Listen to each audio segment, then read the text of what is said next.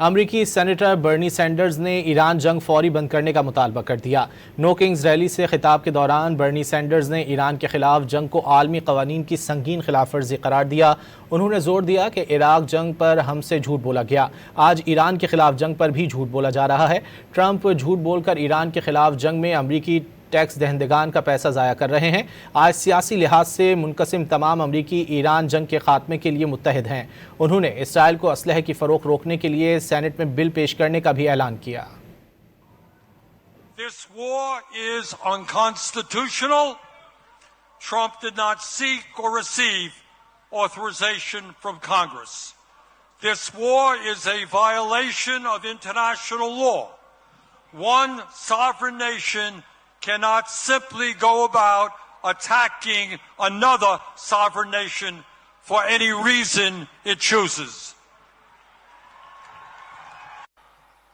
At a time when the American people are politically divided, there is one issue that is bringing us together.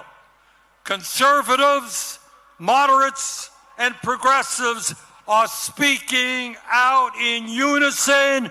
End this war. First, we have got to make sure that Congress does not send another